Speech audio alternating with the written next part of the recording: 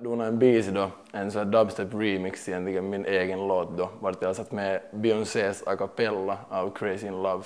Mighty Eagle-killens fru på presidentvalen hade på sig en Angry Birds-klänning för något år sedan. Muistan kerran, kun olin tekemässä tämmöisestä suomalaisesta kesämökkeilystä dokumenttia.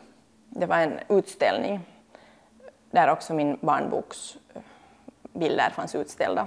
Nu 3 år senare så har den blivit vald till HBOs dokumentär då, som handlar om henne, som hon själv har producerat och editerat.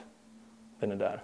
Det var en finsk pressfotograf som tog en bild på det och den spred sig över internationellt på alla sociala medier, alla nöjes- och skvallerbloggar. Han fick typ $50 betalt sammanlagt. Sånt för den.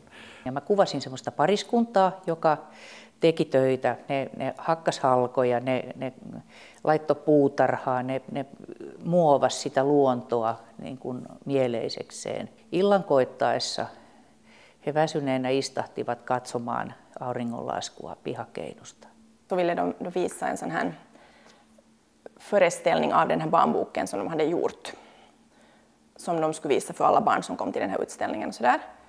Och då hade de alltså dramatiserat min barnbok utan att de berättade för mig eller frågade mig om det var okej. Jag känner mig inte lurad på något sätt för att det är ju hur det här businessen tar mig. Jag vet det själv. Och eftersom jag har använt hennes biisi där och det är hennes a cappella så det är helt min oma moka. Eller inte oma moka men hon har rättigheten att ta den där biisin i princip. Sitten muutama vuosi meni ja ohjelma meni ulos ihan ok, mutta sitten tapasin tämän pariskunnan sattumalta ja he ei ollut ollenkaan iloisia tavatessaan mut. Että he oli pikemminkin aika äkäisiä. Ja sitten selvisi, että televisiossa oli mennyt äskettäin ohjelma, jossa puhuttiin siitä, kuinka laiskoja ihmiset on kesämökillä. Men sen så sa jag nu ingenting. För jag var ändå, det var ju trevligt att de hade den här utställningen och på något sätt fint att de nu ville dramatisera den och sådär. Ja. Esimerkkikuvana oli käytetty tätä kuvaa, jossa nämä 2 tunnistettavaa henkilöä olivat pihakeinussa raadannan jälkeen jo suunnittelemassa seuraavan päivän projekteja.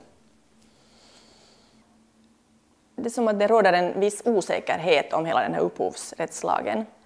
Jag tycker alltid att alla lagar är tolkningsbara. Så det kommer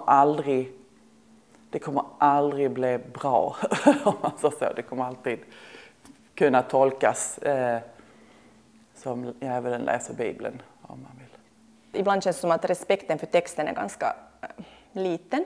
Så att, ja men vad är det nu för skillnad? Lika bra skulle man kunna svänga ihop det själv. Att vi kan ju ändra lite här och där. Att vad gör det? Den här lagen som den är nu är egentligen helt bra.